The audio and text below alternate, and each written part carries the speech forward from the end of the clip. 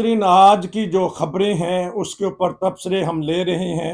Cipher case में सजा हो गई है एक साबका वजीर आजम को। बात मैं शुरू करूंगा कि मरियम नवाज ने अभी कहा है कि जब मेरे वालिद को सजा हुई थी उस वक्त मिठाइयाँ बांटी गई थी, आज हम मिठाइयाँ नहीं बांट रहे। मेरे साथ होंगे अब्दुल कयूम साहब।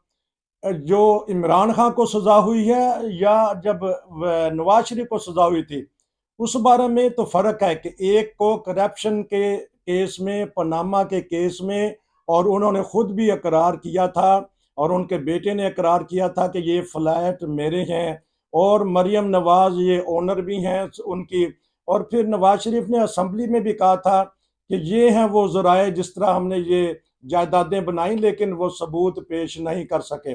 बहरहाल अब्दुल कयूम साहब अच्छा बोलते हैं, जज्बात में आते हैं बाज़ दफ़ा, लेकिन क्योंकि केस ही ऐसे बना देते हैं पाकिस्तान में, या फैसले ही ऐसे होते हैं कि इंसान जज्बात में खुद ही आ जाता है। तो मैं आज इनसे दरख्वास्त करूंगा, क्योंकि दुख तो हुआ है, एक वजीर आजम को 10 साल की सजा दे देना, एक जो हमारा फॉरेन मिनिस्टर रहा है उसको सजा दे देना। दुनिया क्या कहेगी? ये है पाकिस्तान जिसके वज़राए आजम ये बातें करते हैं। मामला और था, साइफर केस आया कि ये हमारी हुकूमत आपकी हुकूमत से नाराज है। इमरान खान के पास आया, उन्होंने अपने सिपा सलार से या दोस्तों से बात की, मशवरा किया। इसके ऊपर फिर ऐसा मुकदमा चला कि इलेक्शन से चंद लम्हे पहले, चंद दिन पहले ये क्या मुआजरा हो गया। जी अब्दुल कयूम साहब, मरियम नवाज का बयान आया है, बताइएगा। मिठाइयाँ नहीं बांटी जा रही जी। देखें, उन्होंने मिठाइयाँ बांटने की उनको जरूरत नहीं है, इसलिए कि ये जो कुछ पीटीआई के साथ हो रहा है ये इन्हीं का करता धरता है। इन्होंने अच्छा। खुद ही तो उसकी हुकूमत करवाई है। इन्होंने पीटीआई के जो चेयरमैन है उसका इमरान खान साहब, उसकी पूरी फैमिली, उसके तमाम दोस्त, उनके तमाम कारिंदे, उसके तमाम एमपीएस उसको बखेर दिया। ये इन्हीं की कारिंदा है कि पूरी पार्टी जो है उसको आज क्या कहते हैं इंतखाबी निशान नहीं दिलवाया गया, ना लेने नहीं दिया गया। ये इनकी कारिंदी है कि एक के ऊपर एक के ऊपर एक शाह महमूद कुरैशी और इमरान दोनों के ऊपर एक केस से निकलते हैं दूसरे में 200 केस। तारीख में दुनिया में कहीं नहीं सुना कि किसी शख्स के ऊपर 200 केस बने हों, लेकिन चूंकि पाकिस्तान है तो पाकिस्तान में ये हो सकता है, दुनिया में नहीं हो सकता लेकिन पाकिस्तान में हो सकता है और हुआ है। तो ये शर्मनाक एक फैसला है, शर्मनाक, यानी दर्द, हमारे लिए दर्दनाक है, लेकिन जो मुअज़्ज़ब दुनिया है वो जब वो सुनेगी या देखेगी तो उनके लिए वो शर्म महसूस करेंगे कि ये कैसी कौम है जो 75 साल में संभल नहीं सकी, 75 साल में सबक नहीं दुनिया से सीख सकी, 75 साल के अंदर अपने मुल्क को नहीं चला सकी, 75 साल में अपनी कौम को इंसाफ नहीं दिला सकी, 75 साल में अपनी कौम को नौकरियां क्या, वो तो उनको जलालत की कीचड़ में फंसाया हुआ इन्होंने कदम कदम के ऊपर। और ये वैसे ये सब कुछ नहीं हुआ। आप नसीर साहब, आपके पास बड़ा इल्म है, आप सब बातें समझ रहे हैं, ये दुनिया सब समझती है, अभी सब दुनिया समझ रही है ये सब कुछ क्यों हो रहा है। तो ये इलेक्शन होने से 10 दिन पहले या 8 दिन पहले और सारी रात एक दो जजेस का बैठना, जबकि पाकिस्तान में बड़े बड़े केस हुए तो कभी ये सुनते ही नहीं है, ये केस लगते ही नहीं है, तारीख ही नहीं देते, और लोग रो पीट के चले जाते हैं और रोते पीटते रहते हैं सारी जिंदगी। तो ये जो है सारी रात जागते रहे क्यों? साइफर एक मामूली सा, देखें मैं आपको बताऊं नसीर साहब के, साइफर एक खत होता है, सिर्फ एक खत होता है। वो फॉरेन मिनिस्ट्री का ये तरीका है कि वो कोई खत जो होता है उसको डायरेक्टली टाइप नहीं करते, क्योंकि कुछ कुछ बातें होती हैं जो वो दूसरे लोगों को पता नहीं लगनी चाहिए।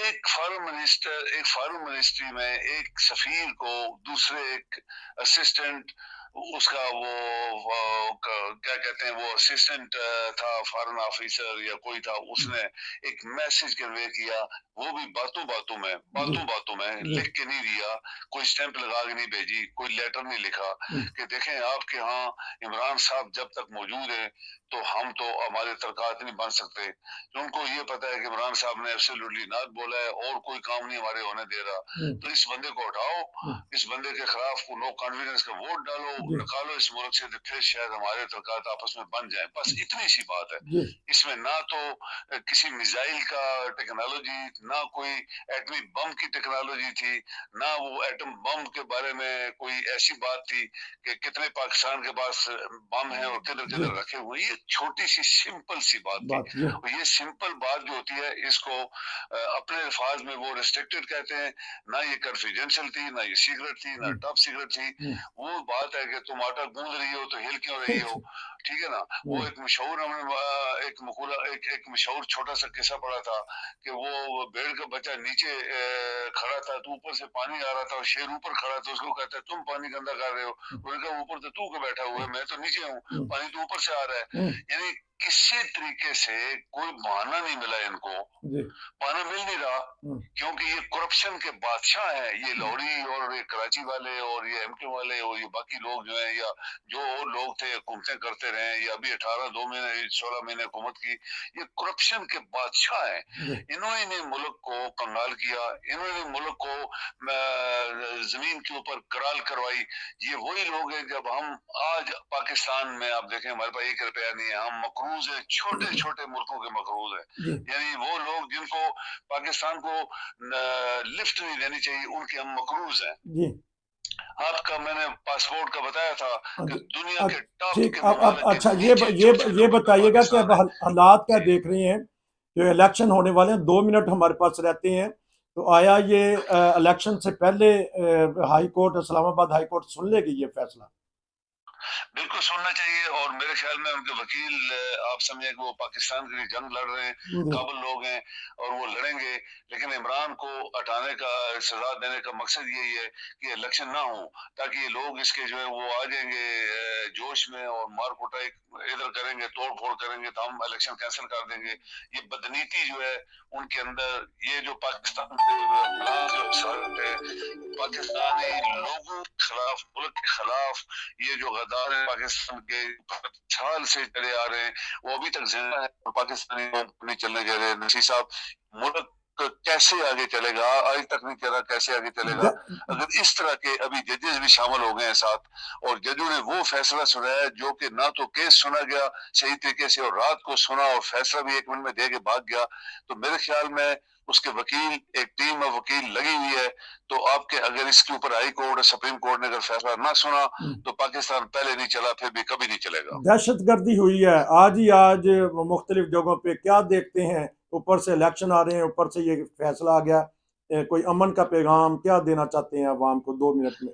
अमन का पैगाम यही है, देखें इस मुल्क को कानून के मुताबिक चलने दें। जी पाकिस्तान को 75 साल नहीं चलने दिया गया। जी और दहशतगर्द तो तभी लोग बनते हैं ना, वो कहते हैं तंग आमद बेजंग आमद। जी जब आपके हकूक उनको मार देंगे, आपको इंसाफ नहीं होने देंगे, आपको नौकरी नहीं करने देंगे, आपको पैसा, पाकिस्तान का पैसा लोगों ने 4-10 खानदानों ने छुपाया हुआ है और वो अय्याशियां कर रहे हैं और तकरीरें कर रहे हैं।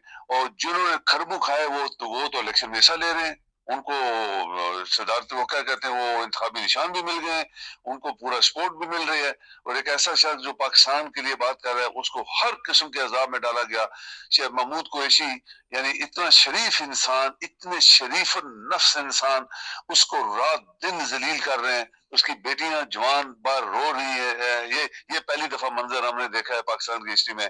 तो देखें, अल्लाह का अजाब जो आता है वो बेआवाज होता है, जी उसकी लाठी बेआवाज होती है। और इस कौम के ऊपर बड़े बड़े अजाब आए, ये कौम समझ नहीं पाई।